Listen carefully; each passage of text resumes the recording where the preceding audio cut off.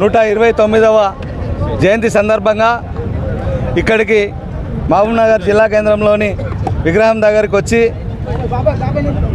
నివాళులు అర్పించినటువంటి గౌరవ శాసనసభ్యులు ఎమ్మెల్యే గారికి, గౌరవ జిల్లా కలెక్టర్ గారికి, ఇక్కడికి విచ్చేసినటువంటి సంఘ సభ్యులకు, వివిధ సంఘాల ప్రజాప్రతినిధులకు, రాజకీయ నాయకులకు, కుల సంఘ బంధువులకు అందరికీ పేరు పేరున ధన్యవాదాలు తెలుపుతున్నాం.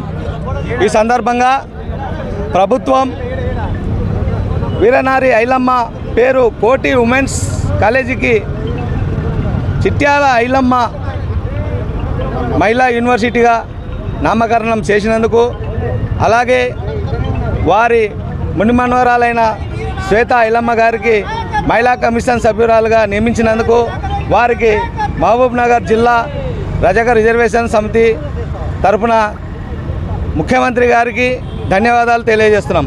అలాగే గత ప్రభుత్వం రజకులకు ఎంతో కొంత చేసింది.